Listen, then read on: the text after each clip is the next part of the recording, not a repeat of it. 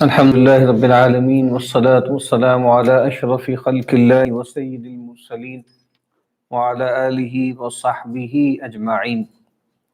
رب اشرح لي صدري ويسر لي أمري واحلل عقدة من لساني يفقهوا قولي.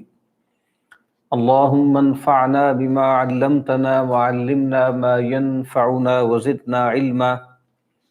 اللهم لا سهل إلا ما جعلته سهلا وَأَنْتَ تَجْعَلُ الْحَزْنَ إِذَا شِئْتَ سَهْلًا آمین یا رب العالمین۔ کتاب احیاء علوم الدین میں سے ہم جو اس کا آخری کوارٹر ہے ربع المنجیات، اس کی جو دوسری کتاب ہے کتاب الصبر والشکر، اس کا سلسلے وار مطالعہ کر رہے ہیں۔ اب تک 16 نشستیں ہو چکی ہیں، آج 17ویں ہے، اور خیال تھا کہ شاید یہ رمضان المبارک میں ہم یہ پوری کتاب جو ہے وہ پڑھ پائیں، لیکن اب تک جو ہم پہنچے ہیں تو اس سے یہ اندازہ ہوتا ہے کہ شاید ہم اس ساری کا مطالعہ نہ کر پائیں، اور ارادہ ہے انشاءاللہ کہ 27ویں شب تک ہم یہ جو سیریز اس وقت کر رہے ہیں اس کو مکمل کر لیں۔ تو اس کا مطلب یہ ہے کہ ہمارے پاس اب تقریباً 11 جو ہیں وہ راتیں ہیں اور 11 نشستیں انشاءاللہ ہوں گی۔ تو یہ کتاب ہم نے جب شروع کی تھی تو اس کے بنیادی طور پر یعنی 2 شطر تھے، یعنی ایک حصہ بڑا سیکشن جو ہے وہ صبر کا اور ایک بڑا سیکشن شکر کا۔ شکر کا جو شطر یہاں شروع ہوتا ہے تو اس میں پھر مزید اس کے 3 سب سیکشن ہیں بڑے۔ پہلا جو ہے وہ فی فضیلت الشکر و حقیقتہ و اقسامہ و احکامہ، کہ شکر کی فضیلت کا بیان، اس کی حقیقت کا بیان، اس کے اقسام اور اس کے احکام کا بیان۔ دوسرا حصہ ہے اس کا بڑا سیکشن فی حقیقت النعمہ و اقسامہا الخاصہ والعامہ، کہ نعمت کی حقیقت، اس کی اقسام اور اس کی خاص اقسام اور اس کی عام اقسام۔ اور تیسرا حصہ اس کا ہے فی بیان الافضل من الشکر والصبر۔ جیسے میں نے عرض کیا کہ وقت ہمارے پاس محدود ہے، تو اب انشاءاللہ کوشش ہوگی کہ یہ جو شکر کا مبحث ہم نے شروع کیا ہے اس میں شروع کا کچھ حصہ ہم اس کا پڑھ لیں، جس میں پہلا جو ہے وہ فضیلت الشکر ہے،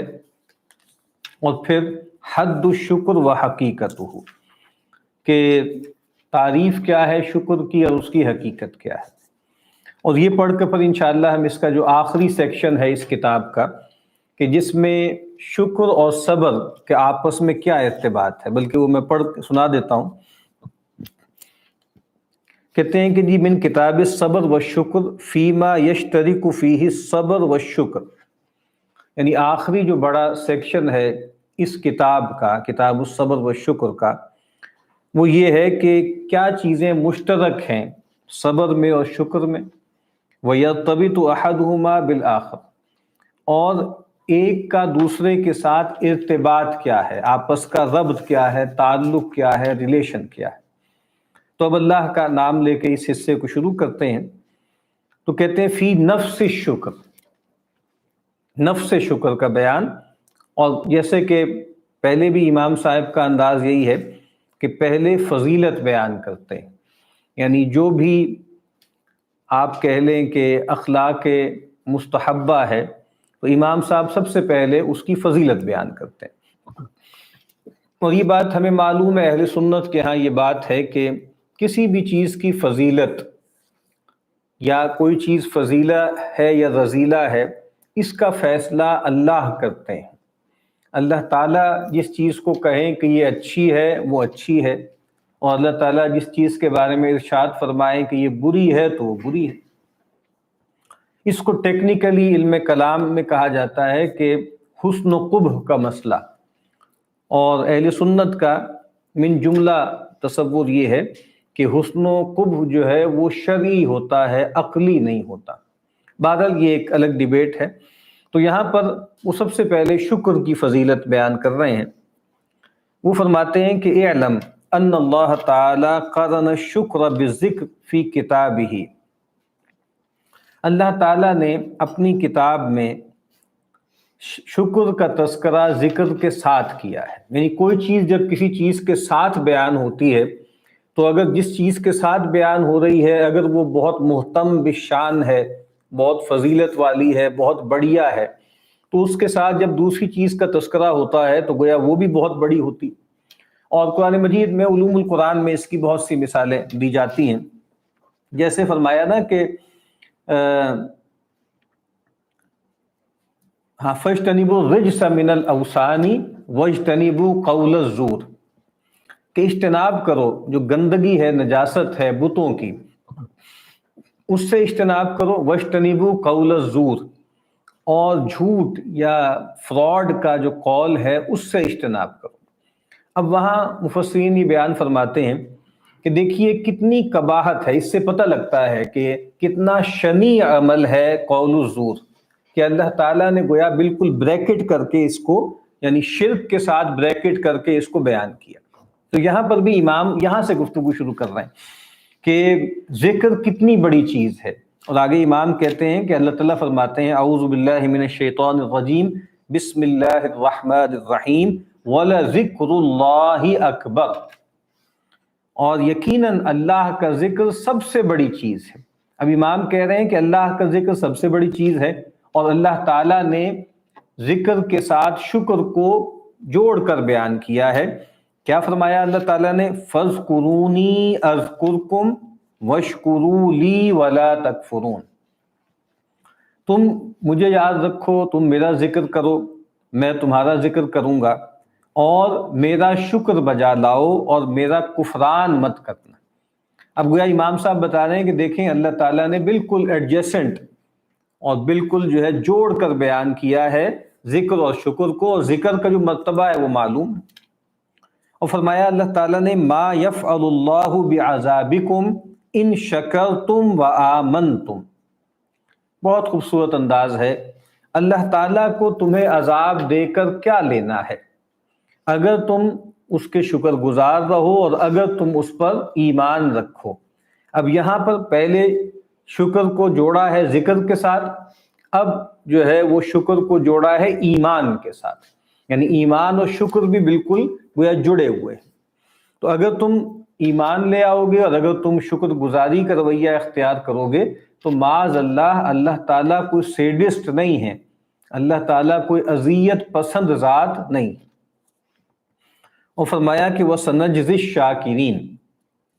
ان قریب ہم بدلہ دیں گے شکر گزاروں کو.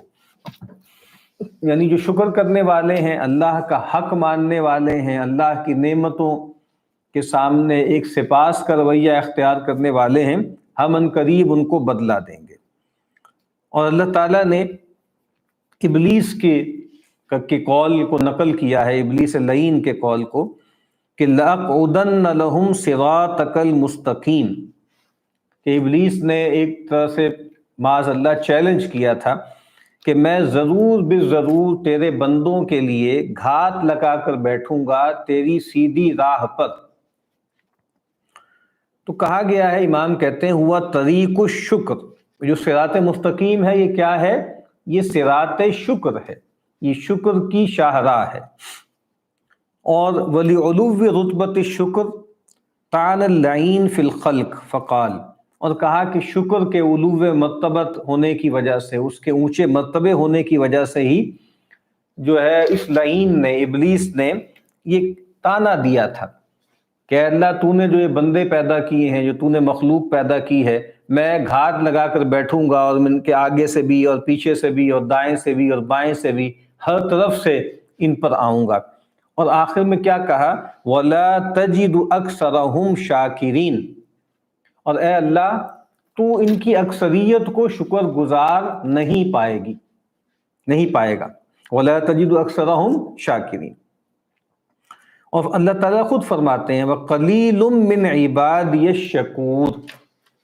میرے بندوں میں تھوڑے ہیں جو اچھی طرح خوب اللہ کا حق مانتے ہیں، خوب شکر گزاری کرتے ہیں. اور کہا کہ اللہ تعالیٰ نے جو ہے فرمایا ہے کہ جب انسان شکر کرے گا تو اللہ تعالیٰ اس کو مزید عطا کریں گے، اور اس میں کوئی استثناء نہیں رکھا، انکنڈیشنلی اللہ تعالیٰ نے یہ بات فرمائی ہے، اور بہت تاکید کے ساتھ۔ عربی زبان میں جو بھی تاکید کے اسلوب ہو سکتے ہیں اللہ تعالیٰ نے ان کو استعمال فرمایا، اور فرمایا کہ لَإِن شَكَرْتُمْ لَأَزِيدَنَّكُمْ، اگر تم شکر گزاری کا رویہ اختیار کرو گے تو میں ضرور بالضرور قطعاً لازماً تمہیں اور نوازوں گا، تمہیں بڑھا دوں گا۔ کہتے ہیں وَاسْتَثْنَىٰ فِي خَمْسَةِ اشیاء، یعنی 5 اور بڑی چیزیں ہیں جس میں اللہ تعالیٰ نے استثناء کیا۔ استثناء کا مطلب کیا ہے؟ اگر میں چاہوں گا، اگر اللہ چاہے۔ اب امام بتا رہے ہیں فی الاغنائی والاجابتی والرزقی والمغفرتی والتوبہ، 5 اور بڑی فضیلتیں ہیں، ان کے بارے میں اللہ تعالیٰ نے ایسے نہیں کہا انکنڈیشنل، بلکہ کہا کہ اگر میں چاہوں گا۔ 5 چیزیں کون سی ہیں؟ غنی کرنا، یہ بات کہ میں تمہاری بات سنوں گا، رزق دوں گا، مغفرت کروں گا، توبہ قبول کروں گا۔ اب امام آگے جو ہے وہ اس کی مثالیں پیش کر رہے ہیں، جو پریسیڈنٹس ہیں قرآن مجید میں سے، نظائر ہیں، وہ پیش کر رہے ہیں۔ تو فرمایا کہ پہلے اب غنا کے بارے میں، سورہ توبہ کی آیت ہے فَسَوْفَ يُغْنِيكُمُ اللَّهُ مِن فَضْلِهِ إِن شَاءَ، ان قریب اللہ تعالیٰ تمہیں اپنے فضل سے غنی کر دے گا اگر چاہے گا۔ تو اب دیکھیے غنا ہے، اغنا یعنی غنی کرنا، اور اس میں استثناء ہے۔ اور فرمایا فَيَكْشِفُ مَا تَدْعُونَ إِلَيْهِ إِن شَاءَ، یعنی جب کوئی عذاب آئے بندوں پر اور بندے اللہ کو پکاریں تو اللہ تعالیٰ کہتے ہیں کہ وہ اگر تم اللہ تعالیٰ کو پکارو گے تو اللہ تعالیٰ چاہے گا تو تم سے اس مصیبت کو، اس عذاب کو ہٹا دے گا۔ اور رزق کے بارے میں فرمایا کہ یرزق من یشاء بغیر حساب، جس کو چاہتا ہے، جس کے بارے میں چاہتا ہے اس کو بے حساب رزق عطا فرماتا ہے۔ اور پھر مغفرت کے بارے میں فرمایا وَيَغْفِرُ مَا دُونَ ذَلِكَ لِمَن يَشَاءُ، یہ وہی آیت ہے نا کہ ان اللہ لا یغفر ان یشرک بہ، اللہ تعالیٰ اس کو تو ہرگز معاف نہیں فرمائیں گے کہ اس کے ساتھ کسی کو شریک ٹھہرایا جائے، اس کے علاوہ جس کو چاہیں گے اپنی حکمت سے، اپنی قدرت سے معاف کر دیں گے۔ اور پھر توبہ کے بارے میں فرمایا وَيَتُوبُ اللَّهُ عَلَى مَن يَشَاءُ،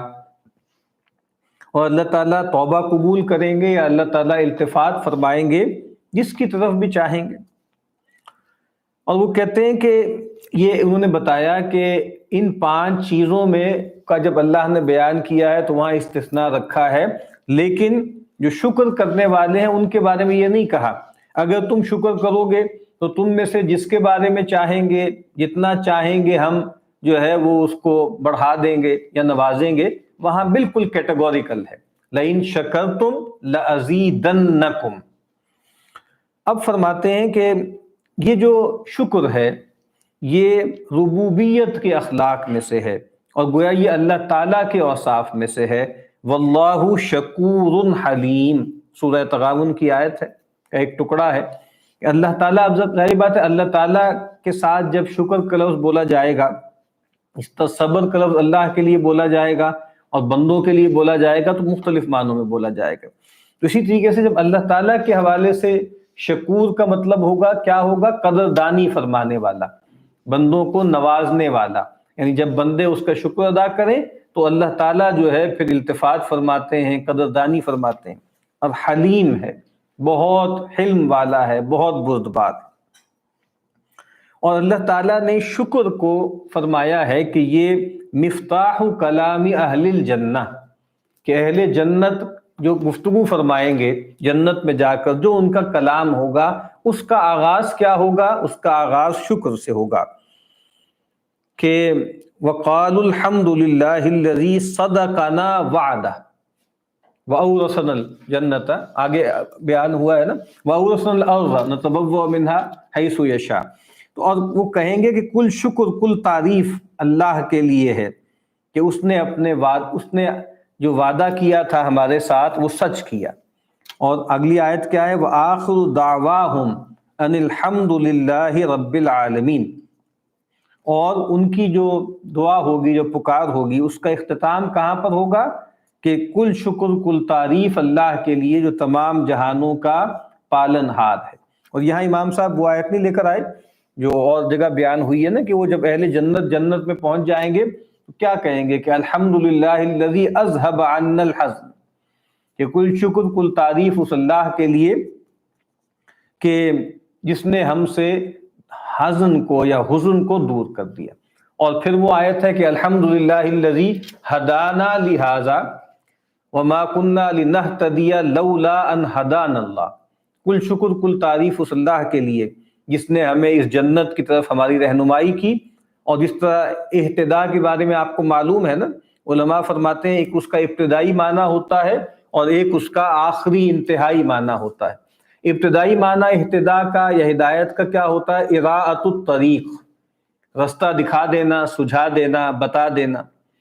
اور اس کا آخری مطلب کیا ہوتا ہے؟ گویا ہاتھ پکڑ کے چلا دینا اور منزل مقصود تک پہنچا دینا۔ تو وہاں پر بھی یہی ہے کہ کل شکر کل تعریف اس اللہ کے لیے جس نے ہمیں اس جنت کی رہنمائی کی اور یہاں تک پہنچا دیا، اور ہم ہرگز اس کی رہنمائی نہ پاتے اگر اے اللہ تو ہی ہماری دستگیری نہ فرماتا۔ یہ کچھ آیات سیمپل کے طور پر امام صاحب لے کر آئے ہیں۔ اس کے بعد اخبار ہے۔ تو پہلی حدیث جو ہے جو کئی طرح سے نقل ہوئی ہے کہ الطائم الشاکر بمنزلۃ الصائم الصابر، اور ایک روایت زیادہ جو مشہور ہے کہ الطائم الشاکر کالصائم الصابر، کہ جو آدمی کھا رہا ہے، اس کو رزق ملا ہوا ہے، جو حالت گویا افطار میں ہے اور کھا پی رہا ہے اور کھاتے پیتے ہوئے اللہ کا شکر ادا کرتا ہے، وہ ایسے ہی ہے اور اس آدمی کی قدر و منزلت رکھتا ہے کہ جو روزے سے ہے اور صبر کر رہا ہے۔ تو اصل میں کیا ہے، کچھ چیزیں، وہی بات بار بار ایک تھیم آ رہا ہے نا، کچھ چیزیں جائز ہیں، کچھ چیزیں ناجائز ہیں۔ جو چیزیں جائز ہیں ہمیں ان کو برتنا ہے، اور برتنا ہے شکر گزاری کے ساتھ، یاد دہانی کے ساتھ۔ اور جو چیزیں ناجائز ہیں جن سے منع کیا گیا ہے ان سے ہمیں رکنا ہے، ان سے ہمیں جو ہے وہ کنارہ کشی اختیار کرنی۔ اسی لیے یہ جو روزہ ہے نا، یعنی یہ ایک عبادت اس طرح بھی ہے نا کہ ہمارے اسلاف میں سے کئی لوگوں نے اس طرح کہا ہے نا کہ الدنیا یوم ولنا فیہا صوم، دنیا بس ایک ہی دن کی تو ہے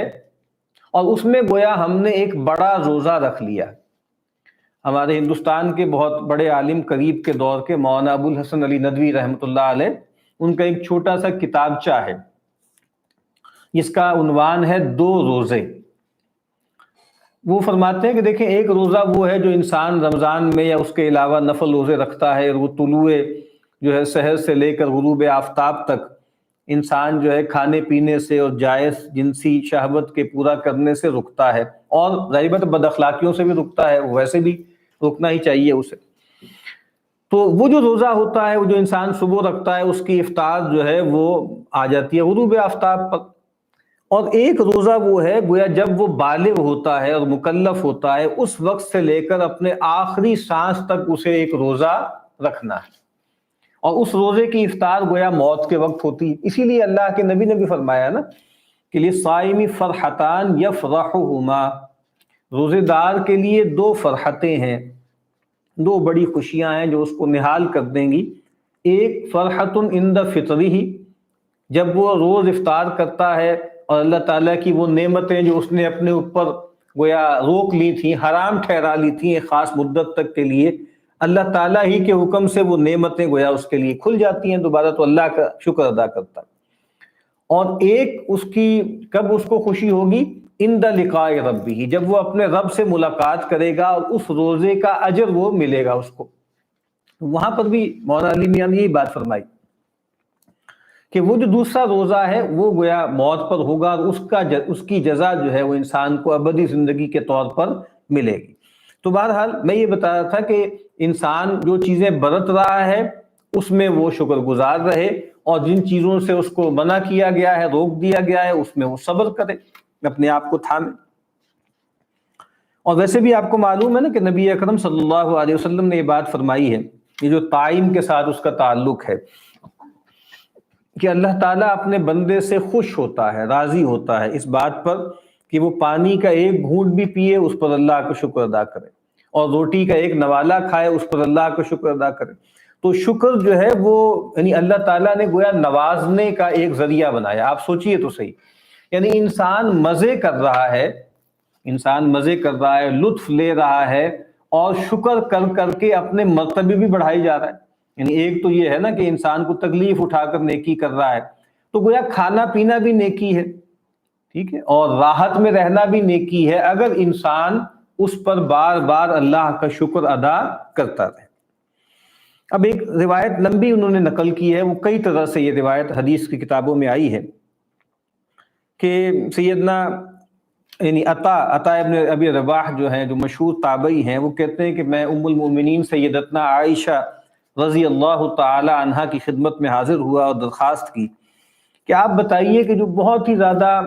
عجیب یا بہت ہی خوبصورت کوئی چیز آپ نے، خاص کوئی چیز آپ ارشاد فرمائیں جو آپ نے رسول اللہ صلی اللہ علیہ وسلم کی ہاں دیکھی ہو، آپ کی پوری زندگی ہی خوبصورت ہے، با کمال ہے، لیکن کوئی بہت غیر معمولی بات جو آپ کو یاد آتی ہو۔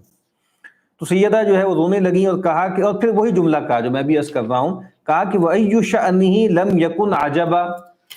پیغمبر کا کون سا معاملہ ہے جو خوبصورت نہ ہو، اور جو ہمارے لیے، یعنی عجب کا لفظ جو ہے نا وہ بڑا اچھا میرا انگریزی کا لفظ جو ہے نا فیسینیٹنگ، کون سا عمل پیغمبر کا نہیں تھا جو فیسینیٹنگ تھا۔ اب دیکھنا فیسینیشن میں ایک جیسے وہ ایک چونکا دینے کا پہلو بھی ہے، تعجب کا پہلو بھی ہے، اور خوبصورتی کا پہلو بھی ہے۔ تو بہرحال اچھا، تو کہا کہ بھئی کون سی چیز جو ہے وہ عجب والی نہیں تھی، اور کہا کہ میں جو ہے ایک مرتبہ آپ میرے ہاں تشریف لائے اور آپ میرے ساتھ بچھونے پہ تشریف فرما ہوئے، اور پھر اس کے بعد جو ہے آپ صلی اللہ علیہ وسلم نے ایک اچانک کہا کہ یا بنت ابی بکر ذرینی اتعبد لربی، کہ اے ابو بکر کی بیٹی چھوڑو مجھے، جانے دو کہ میں اپنے رب کی بندگی کروں، اور کہا کہ میں یہ چاہتا ہوں کہ میں اس کا قرب تلاش کرنا چاہتا ہوں۔ اور ہاں سیدہ کہتی ہیں، ہاں سیدہ نے آگے سے کہا جب آپ نے یہ بات کہی نا کہ یہ بات ٹھیک ہے کہ میں آپ کا قرب چاہتی ہوں، میں چاہتی ہوں کہ آپ میرے پاس رہیں، لیکن میں جو ہوں اپنی خواہش کو آپ کی جو خواہش ہے نا اس پر قربان کرتی ہوں، آپ کی چاہت یہ ہے۔ تو میں نے کہا کہ ٹھیک ہے، آپ تشریف لے جائیں۔ تو آپ اٹھے اور ایک جو ہے مشکیزہ پانی کا اس کے پاس آئے، آپ نے وضو فرمایا، اور پھر اس کے بعد جو ہے وہ کھڑے ہوئے نماز کے لیے، اور پھر آپ نماز کے دوران آپ پہ گریہ طاری ہو گیا، اور یہاں تک کہ آپ کی جو مبارک آنسو تھے وہ آپ کے سینہ مبارک پر گرنے لگے۔ پھر آپ نے رکوع کیا، پھر آپ پہ گریہ طاری ہوا، پھر سجدہ کیا، اس میں بھی گریہ طاری ہوا، پھر سر آپ نے اٹھایا، اور یہ گویا تمام جو ارکان تھے نماز کے وہ خاص گریے کے ساتھ آپ نے ادا فرمائے۔ یہاں تک کہ پھر بلال آ گئے اور آ کر انہوں نے نماز کے لیے اجازت طلب کی۔ یعنی یہ آپ کو معلوم ہے کہ نبی اکرم صلی اللہ علیہ وسلم، ظاہری بات ہے رات کے ہر حصے میں تہجد کا آپ کا معمول تھا، لیکن خاص طور پہ جو سحر کا وقت ہے نا، اور اس وقت بھی آپ جو ہے اللہ کی جناب میں کھڑے ہوتے تھے۔ تو پھر وہ بلال آ گئے یہ کہنے کے لیے کہ بھئی اب گویا فجر کا وقت داخل ہو گیا ہے، تو آپ اجازت دیجئے تو آپ میں اذان دوں۔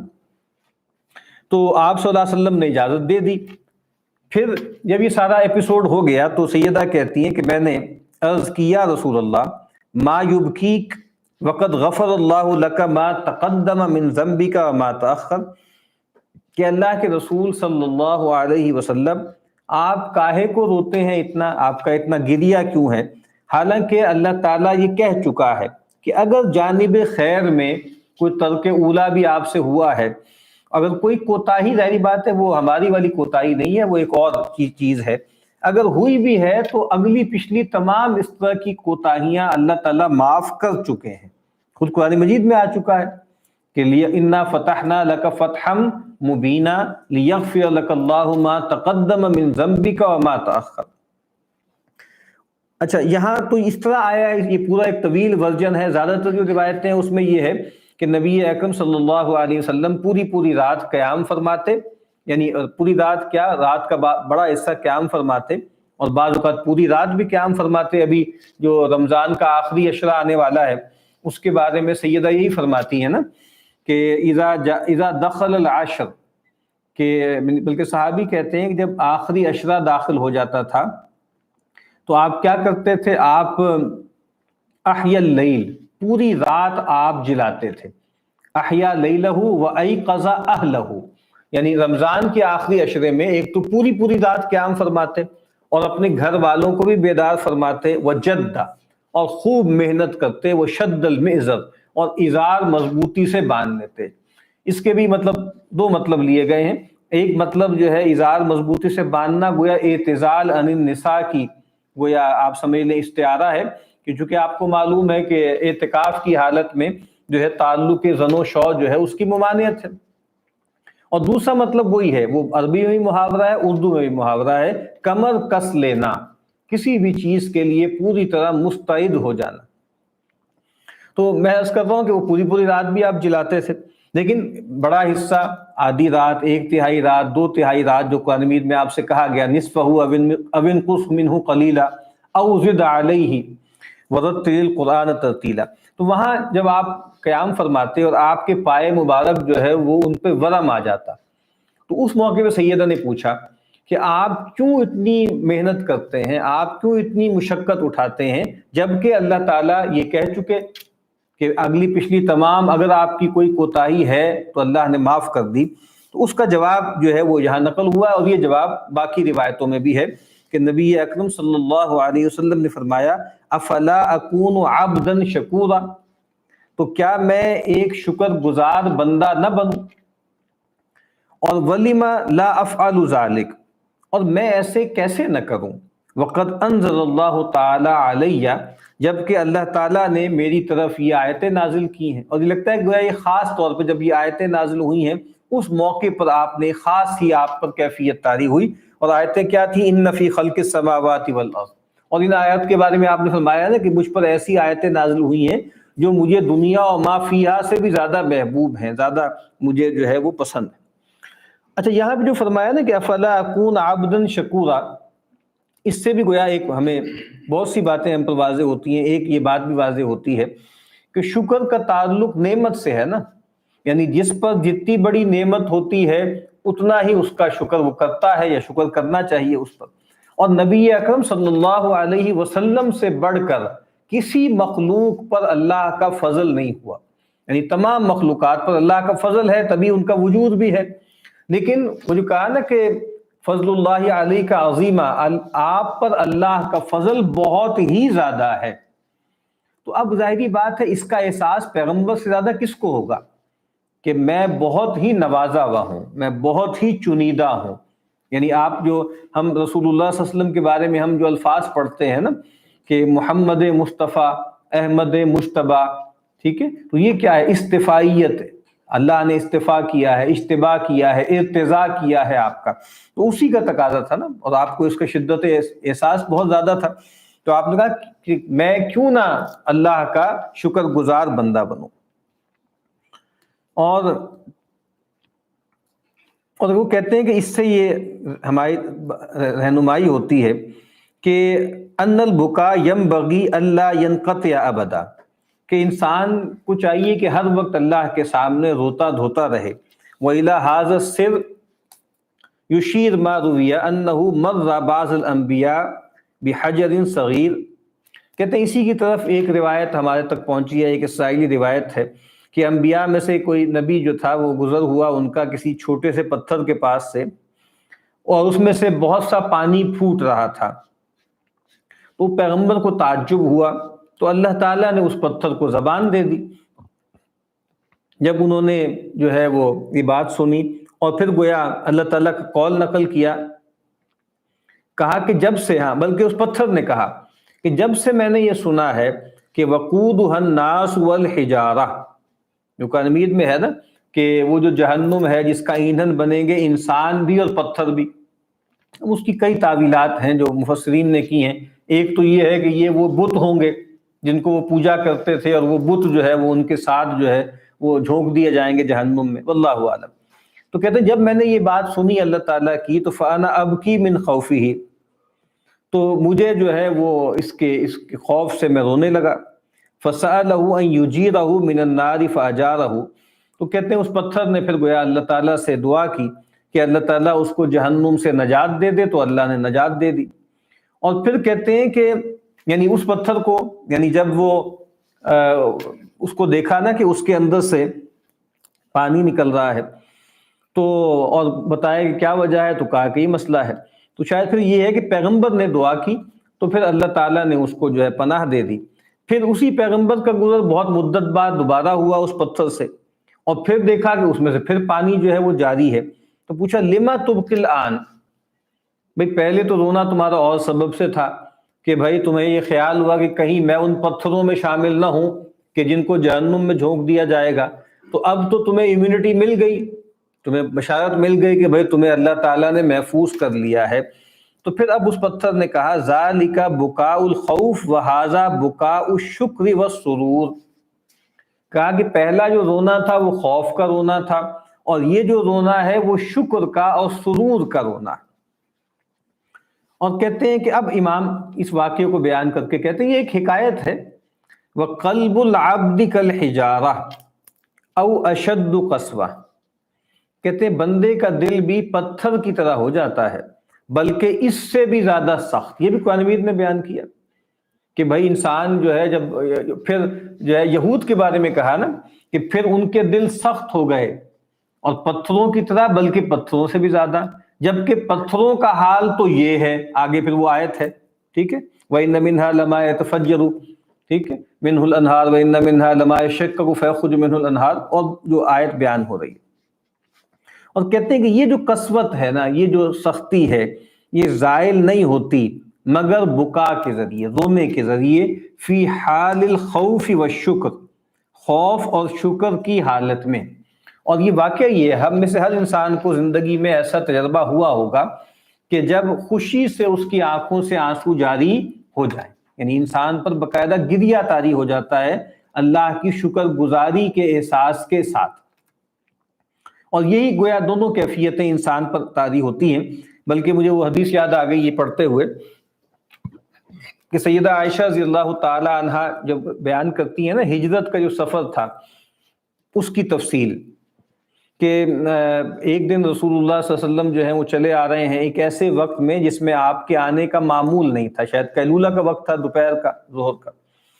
تو کچھ ڈر بھی گئے سیدنا ابوبکر کہ معلوم نہیں کیا واقعہ ہے۔ تو آپ آئے اور آپ نے آ کر سیدنا ابوبکر صدیق رضی اللہ تعالی عنہ کو بشارت دی کہ مجھے اذن ہجرت مل گیا ہے۔ یعنی یہ بات معلوم ہونی چاہیے کہ باقی تمام لوگوں کو تو آپ نے اجازت دیتی تھی، چند لوگوں کو چھوڑ کر کہ آپ ہجرت کریں، بلکہ حکم دیا تھا، اور خود رکے ہوئے تھے کچھ افراد کے ساتھ۔ تو سیدنا ابوبکر جو ہے وہ جب ان کو بتایا تو سیدنا ابوبکر صدیق رضی اللہ تعالی عنہ نے ایک جملہ کہا، اور وہ نقل ہوا ہے، کہا کہ الصحابۃ الصحابۃ یا الصحابۃ یا الصحبۃ یا رسول اللہ، کہ اللہ کے رسول صلی اللہ علیہ وسلم کیا مجھے آپ کی صحبت مل سکتی ہے اس مبارک سفر میں، کیا آپ کا ساتھ نصیب ہو سکتا ہے؟ تو رسول اللہ صلی اللہ علیہ وسلم نے فرمایا کہ ہاں ہو سکتا ہے۔ تو سیدہ عائشہ فرماتی ہیں کہ یہ سن کر میرے والد صاحب جو ہے وہ رونے لگے، اور سیدہ کہتی ہیں ان کی عمر تھوڑی تھی، انہوں نے کہا پہلی مرتبہ میں نے کسی شخص کو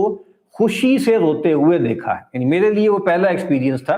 کہ انسان کو خوف سے یا دکھ سے یا تکلیف سے روتے تو ہم نے دیکھا ہے، غم سے روتے تو دیکھا ہے، لیکن خوشی سے روتے میں نے پہلی مرتبہ میرا ایکسپیرینس تھا کہ میں نے اپنے والد محترم کو دیکھا۔ تو بہرحال امام یہی کہہ رہے ہیں کہ انسان کا دل بھی پتھر کی طرح ہوتا ہے بلکہ اس سے بھی زیادہ سخت، اور اس کی جو قسوت ہے یہ زائل کیسے ہوتی ہے؟ رونے دھونے سے، اور یہ خوشی کے جو ہے آنسو بھی ہوتے ہیں اور غم کے بھی ہوتے ہیں، یعنی صبر کے بھی اور شکر کے بھی۔ اور کہتے ہیں کہ نبی اکرم صلی اللہ علیہ وسلم سے روایت کیا گیا کہ آپ نے فرمایا کہ ینادی یوم القیامہ، قیامت کے دن، یا ینادی یوم القیامہ، قیامت کے دن جو ہے وہ منادی کی جائے گی، لیقم الحمادون، کہ چاہیے یہ کہ کھڑے ہو جائیں وہ لوگ جو بہت زیادہ اللہ کی حمد کرنے والے ہیں، الحمادون، فتقوم زمرۃ، تو ایک گروہ کھڑا ہوگا۔ یعنی ظاہری بات ہے کہ جب کہا جاتا ہے نا کہ صابرین کھڑے ہو جائیں،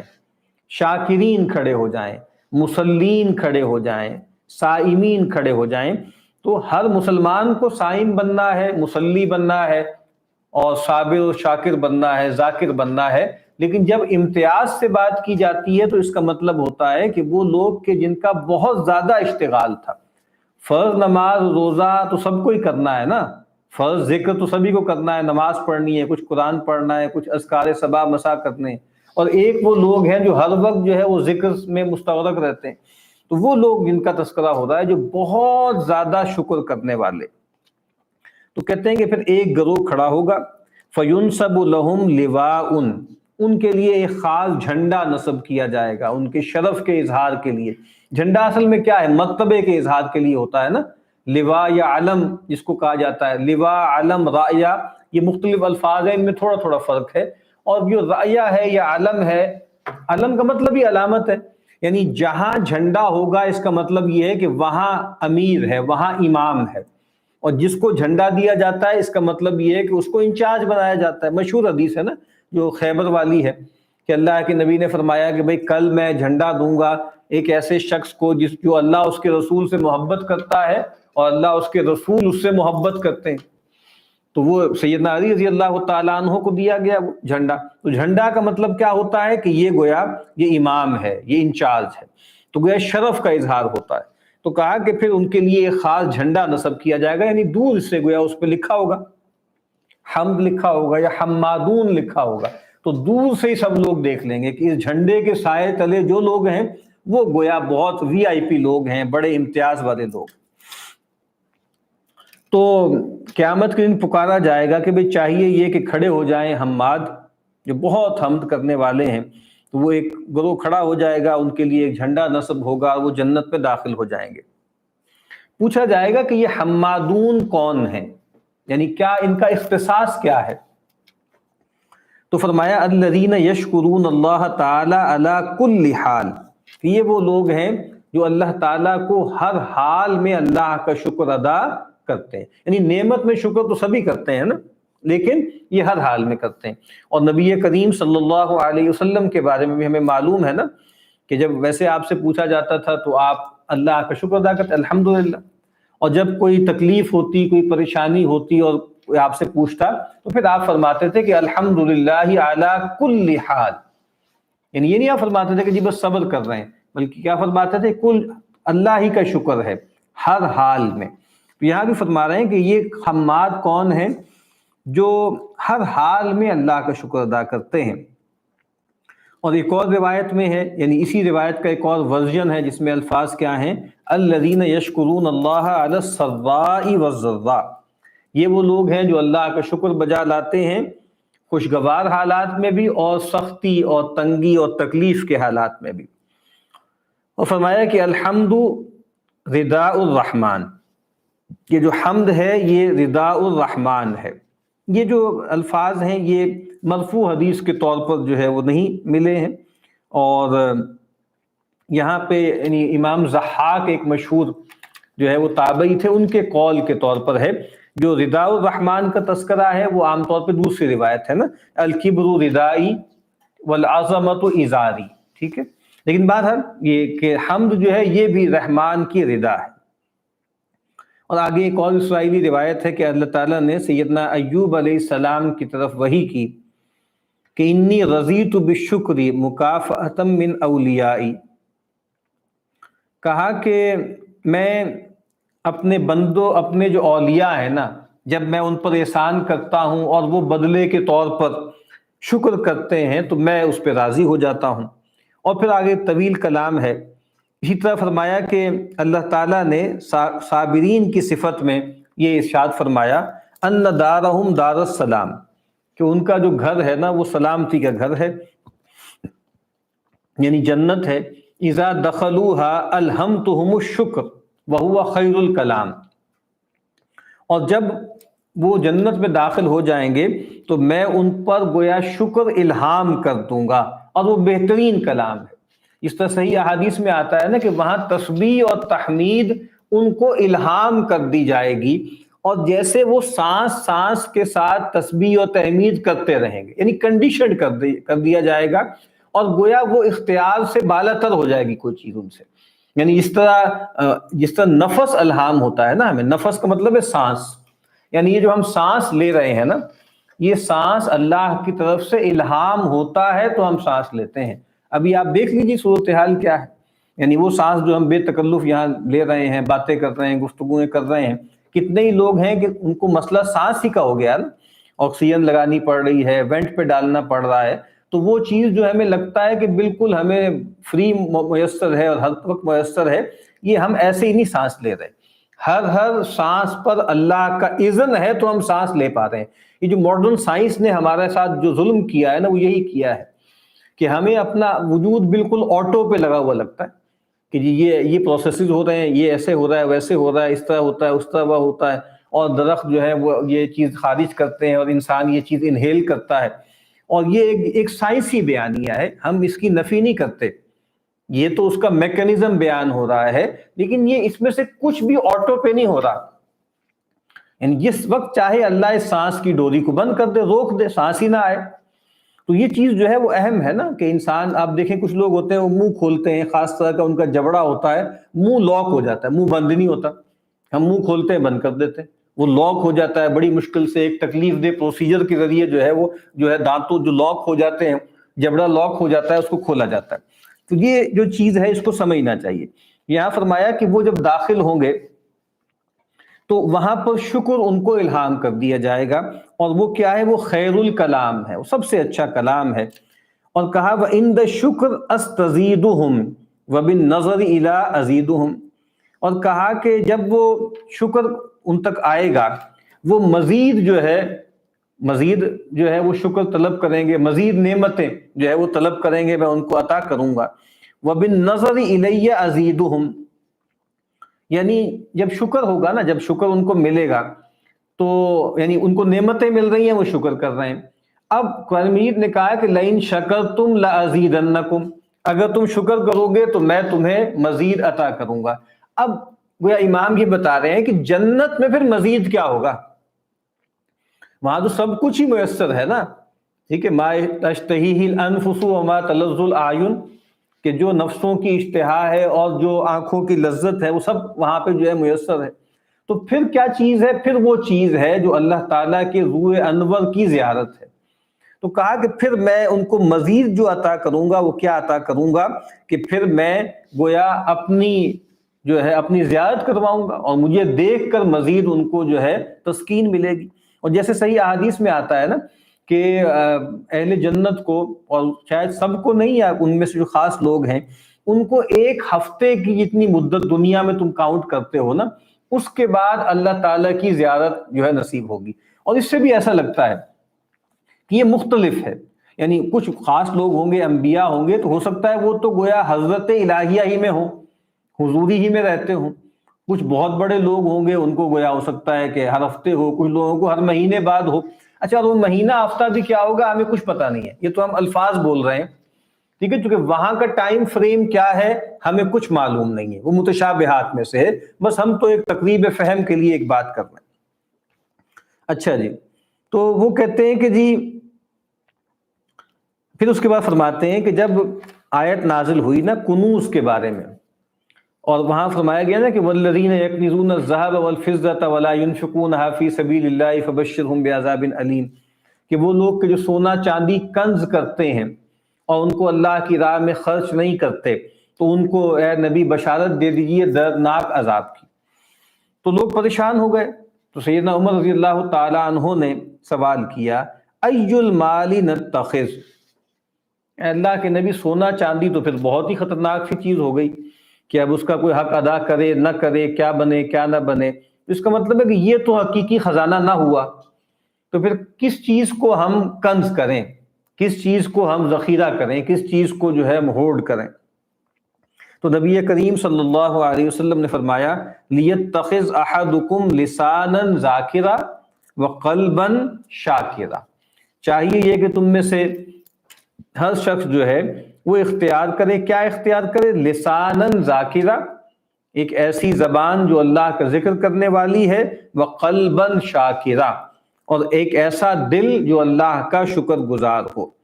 تو پھر کہتے ہیں کہ فَأُمِرَ بِإِقْتِنَاءِ الْقَلْبِ الشَّاكِرِ بَدَلًا مِنَ الْمَالِ، تو گویا مسلمانوں کو حکم دیا گیا کہ وہ قلب شاکر اس کا ذخیرہ جمع کریں، یعنی قلب تو قلب ہی ہے، اس کے اندر شکر کا ذخیرہ جمع کریں۔ اگر کنز کرنا ہی ہے نا تو شکر کے انبار لگائیں، اس کے پہاڑ گویا اپنے دل میں جمع کریں مال کی بجائے۔ اور عبداللہ ابن مسعود رضی اللہ تعالی عنہ فرماتے ہیں الشکر نصف الایمان، شکر جو ہے وہ نصف الایمان ہے، جہاں سے بات شروع ہوئی تھی کہ نصف الایمان جو ہے وہ صبر ہے اور نصف الایمان شکر ہے۔ یہاں اس جو شطر ہے نا یہ والا حصہ جس میں شکر کا بیان تھا، اس کا پہلا سیکشن یہاں ختم ہوا جس میں بیان فضیلت الشکر۔ اب وہ امام کہتے ہیں حد الشکر و حقیقت ہو، کہ شکر کی تعریف کیا ہے، ڈیفینیشن کیا ہے اور اس کی حقیقت کیا ہے۔ کہتے ہیں جان لو کہ شکر کیا ہے، یہ جو مقامات سالکین ہیں ان میں سے ایک مقام ہے۔ پہلے اس پر بات ہو چکی کہ ہمارا اس دنیا میں کام کیا ہے۔ ہمارا اس دنیا میں کام ہے کہ ہم اللہ کی طرف یعنی آخرت کی طرف یعنی جنت کی طرف ایک سفر کریں جو غیر مختتم سفر ہے، ہماری موت تک چلنا ہے۔ تو ایک سلوک طے کرنا ہے، ایک رستہ طے کرنا ہے۔ تو اس میں بہت سے مقامات آتے ہیں، بہت سے اسٹیشنز آتے ہیں، ان میں سے ایک اسٹیشن کیا ہے، وہ شکر ہے۔ اور کہتے ہیں جس طرح ہم پہلے بیان کر چکے ہیں یہ مقام بھی 3 چیزوں سے گویا یہ منظم ہوتا ہے، علم، حال اور عمل۔ وہی جو بار بار میں نے عرض کیا امام صاحب کا منہج تھرو آؤٹ یہ جو کتاب ہے اس میں یہی ہے کہ سب سے پہلے کسی چیز کا عرفان حاصل ہوتا ہے، اس سے انسان کے اندر کچھ احوال پیدا ہوتے ہیں اور ان احوال سے کچھ اعمال جنریٹ ہوتے ہیں۔ اچھا جی، امام کہتے ہیں علم جو ہے وہ اصل ہے، اس سے حال پیدا ہوتا ہے، حال سے عمل پیدا ہوتا ہے۔ اب یہاں پر علم کون سا ہے شکر کے حوالے سے، فَأَمَّا الْعِلْمُ فَهُوَ مَعْرِفَةُ النِّعْمَةِ مِنَ الْمُنْعِمِ، شکر کے حوالے سے علم کیا ہے، معرفت کیا ہے، کہ انسان منعم کی طرف سے جو نعمت ملی ہے اس کا عرفان حاصل ہو۔ یعنی ایک چیز یہ ہے کہ بس انسان بے دھیانی میں چیزیں برت رہا ہے۔ قرآن مجید یاد آئی وہ آیت، کہتے ہیں نا کہ یہ جو مشرکین ہیں اللہ سے غافل، ان کا حال کیا ہے کہ یأکلون کما تأکل الانعام، یہ ایسے کھاتے ہیں جیسے چوپائے کھاتے ہیں۔ اس کے کئی مطلب ہو سکتے ہیں۔ ایک مطلب یہ کہ حیوان ہے، بس جبلتوں کی بنیاد پہ خلق ہوئے ہیں، بس وہ کھائی جا رہے ہیں، کوئی ان کو چیتا نہیں ہے، کوئی ان کو دھیان نہیں ہے، کوئی خیال نہیں ہے۔ تو کہا کہ یہ حیوان بھی بس چلتے چکتے رہتے ہیں، جو کہا نا کہ بابر بعیش کوش کے عالم دوبارہ نیست، ایٹ ڈرنک اینڈ بی میری، بس فار گرانٹیڈ لیتے ہیں ان چیزوں کو اور غفلت کے ساتھ کھاتے چلے جاتے ہیں۔ تو پہلا معاملہ کیا ہے کہ آپ کو یہ احساس تو ہو نا کہ آپ ایک نعمت برت رہے ہیں اور یہ نعمت آپ سے آپ پیدا نہیں ہوئی۔ یعنی اب عجیب بات ہے نا، جو لوگ یہ سمجھتے ہیں کہ یہ کائنات ایک حادثے کی بنیاد پہ خود بخود وجود میں آ گئی ہے، اب انہوں نے شکر کہاں سے کرنا ہے؟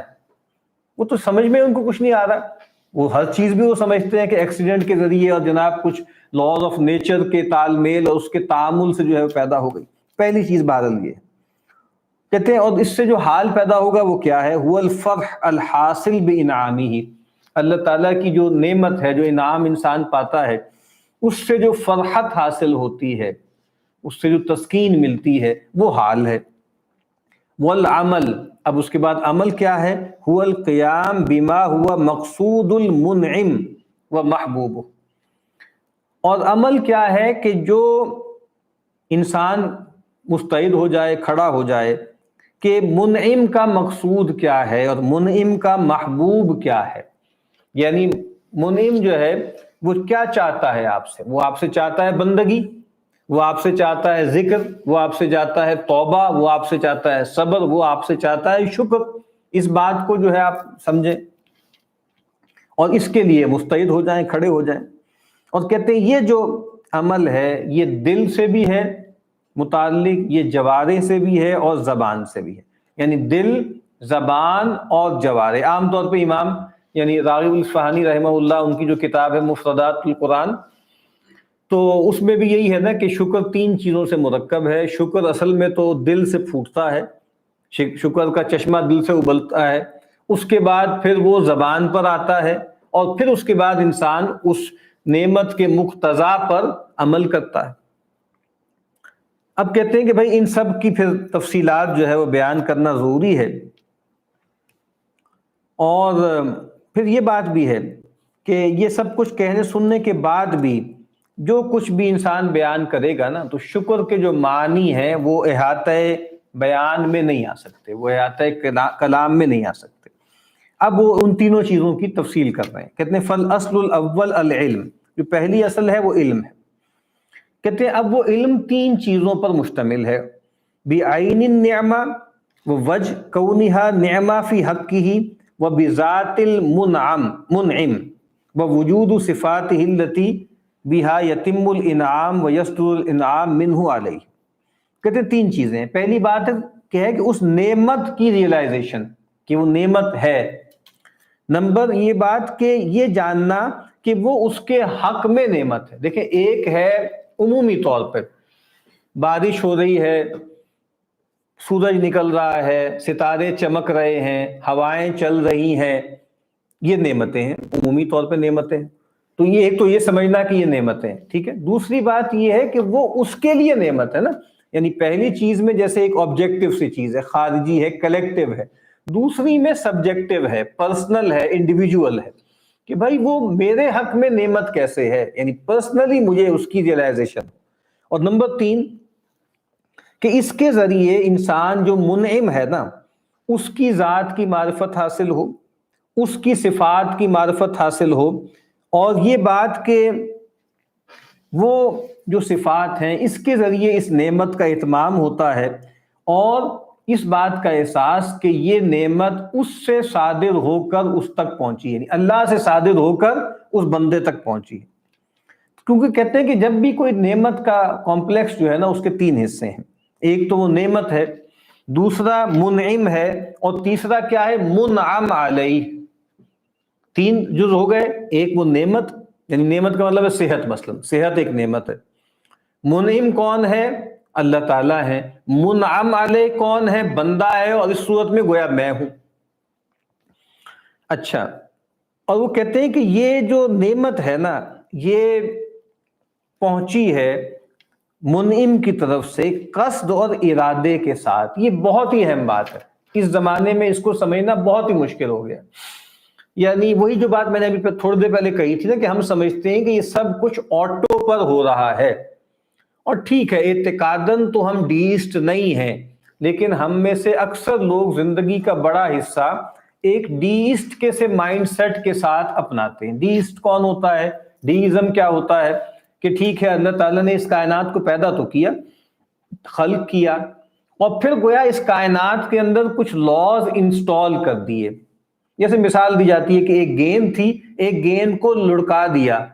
اور بس اب وہ اپنی اس انرشیا پر چلتی چلی جا رہی ہے، چل رہی ہے. ایک وقت آئے گا کہ وہ رک جائے گی، آپ سے آپ کو دنیا خاتمہ ہو جائے گا. تو یا جیسے مثال دی جاتی ہے، جیسے پرانے زمانے کی گھڑیاں ہوتی تھی، ان کو چابی دی جاتی تھی، وہ جس کو کرنا کہتے ہیں. تو چابی بہت بڑا گھڑیال ہے یہ کائنات، اور یہ آپ کو معلوم بھی ہے. یہ تشبیہ دی بھی گئی واچ سے، اور خدا کو کہا گیا واچ میکر گاڈ جو ہے. تو ایک بہت بڑا گھڑیال ہے، اس میں بہت سی گراریاں ہیں، اس کے اندر بہت سی چرخیاں ہیں، بہت کمپلیکس وجود ہے، لیکن اس کو جو ہے وہ چابی دے دی گئی ہے، اور اب اس پر آٹو پر وہ معاملات چلتے چلے جا رہے ہیں. تو یہ، اور اس کا مطلب کیا ہے کہ بس کائنات آپ سے آپ چل رہی ہے، اور اس کا مطلب یہ ہے کہ کوئی ڈیوائن انٹرونشن بھی نہیں ہوتی، یعنی ریولیشن بھی نہیں ہے، وحی وغیرہ بھی کوئی نہیں ہے، اور ڈیوائن انٹرونشن یعنی میریکل بھی کوئی نہیں. تو میں یہ عرض کر رہا تھا کہ جدید آدمی کا مائنڈ سیٹ اس سے قریب ہو گیا ہے، اور بہت سے مسلمانوں کا بھی، جو جتنا اپنے آپ کو پڑھا لکھا سمجھتا ہے، جتنا وہ سمجھتا ہے کہ میں جو ہے وہ سائنٹیفک مائنڈ سیٹ ہے میرا، میں راشنل آدمی ہوں، بہت زیادہ راشنل، اور میں بہت زیادہ سائنٹیفک ہوں، اتنا ہی وہ اس معاملے میں اعتقادی طور پہ کمزور ہو چکا ہے. اور وہ یہ سمجھتا ہے کہ بس یہ آپ سے آپ ہو رہا ہے، اور یہ فگرز طے ہیں، اور ایک ایک چیز کیلکولیٹڈ ہے، اس کے مطابق ساری باتیں ہو رہی ہیں. تو یہاں اس بات کا احساس، جو میں نے ابھی مثال دی تھی آکسیجن کی یا سانس کی، تو اس پر آدمی سوچے تو صحیح نا، کہ جی خود بخود ہو رہا ہے، ایسے ہی ہو رہا ہے، اور اس طرح ہوگا، اس طرح ہوگا، اور سیچوریشن لیول اتنی ہو جائے گی اور اتنی ہو جائے گی، اس سب بیانیے میں بھی اللہ کا ذکر کہیں کم ہی آ رہا ہے کہ یہ جو کچھ بھی ہو رہا ہے نا، یہ ٹھیک ہے، وائرس بھی ہے اور باقی ساری چیزیں بھی ہیں، لیکن ایک اللہ ہے، ایک ہستی ہے جو اس سب پر مستولی ہے، اس سب پر غالب ہے، اس سب کو گورن کر رہی ہے۔ بہرحال تو کہہ رہے ہیں کہ بھئی یہ جو نعمت ہے وہ پہنچی ہے نا منعم کی طرف سے قصد اور ارادے سے۔ اچھا، اس میں ایک اور بات بھی ہے ویسے، یعنی وہ جو ایک تصور ایک ایمینیشن کا بھی رہا ہے نا کہ بھئی بس یہ کائنات جو ہے وہ آپ سے آپ ذات الہیہ، اس کی مثال سمجھو کہ جیسے ایک پیالہ تھا اور پیالہ آپ سے آپ چھلک گیا، تو پلوٹائنس کے ہاں، اور پھر اس کے بعد نو افلاطونیت اسی کو کہتے ہیں، تصور یہ ہوا کہ بغیر قصد اور ارادے کے بس اللہ کا وجود جو ہے وہ حب کا پیالہ جو تھا وہ چھلک گیا، اور اس کے مختلف تنزلات سے مختلف مراتب وجود پیدا ہو گئے۔ اب بہرحال اس کا یہ حصہ ظاہری بات ہے کہ قابل قبول نہیں ہے، یہ ایمنیشن والا اگر پہلو یہ ہے کہ یہ آپ سے آپ ہو گیا، نہیں، نہ آپ سے آپ یہ کائنات بنی ہے، نہ آپ سے آپ چل رہی ہے۔ الا لہ الخلق والامر، تخلیق بھی اس کی ہے، تدبیر امر بھی وہی کر رہا ہے، اور میں پہلے بھی عرض کر چکا ہوں اللہ تعالیٰ اس کو مائکرو مینج کر رہے ہیں، میکرو مینج نہیں کر رہے کہ جی بڑی بڑی باتیں کر لی آگے معاملات خود بخود چل، کچھ بھی خود بخود نہیں ہو رہا ہے، یہاں پہ سب کچھ اللہ کے امر سے ہو رہا ہے، اللہ کے اذن سے ہو رہا ہے۔ اچھا جی، تو کہتے ہیں یہ جو معاملات ہیں ان کو جاننا بہت ضروری ہے، ان کی معرفت لابد ہے۔ کہتے ہیں کہ یہ چیز تو اس حوالے سے بھی ہے کہ غیر اللہ کی طرف سے کوئی نعمت ملے، اس حوالے سے بھی ہے، اور یہ کہتے ہیں نا کہ بھائی جو اللہ تعالیٰ کا معاملہ ہے نا، تو پھر یہ حق کے شکر ادا نہیں ہوتا، یا معرفت پوری نہیں ہوگی مگر یہ جانتے ہوئے کہ ان النعم کلہا من اللہ، کہ انسان یہ جانے کہ ساری نعمتیں ساری کی ساری اللہ کی طرف سے ہیں، وَهُوَ الْمُنْعِمُ، اور وہ منعم ہے۔ اور آگے امام کیا کہتے ہیں، وَالْوَسَائِطُ مُسَخَّرُونَ مِنْ جِهَتِهِ، اور جو وسائط ہیں، جو وسائل ہیں، وہ سب اللہ کے آگے مسخر ہیں۔ دیکھیں یہ جو تصور ہے آگے امام بہت تفصیل سے اس کو بیان کریں گے کہ جو کچھ کرتا ہے وہ اللہ ہی کرتا ہے، وہ حصہ ہم نہیں پڑھیں گے جس میں امام بتاتے ہیں کہ اللہ ہی اللہ ہے، اللہ ہی اللہ ہے، پھر وہ اس میں وحدت الوجود کا نام لیے بغیر انہوں نے اس کا جو ہے بیان کیا ہے بہت تفصیل سے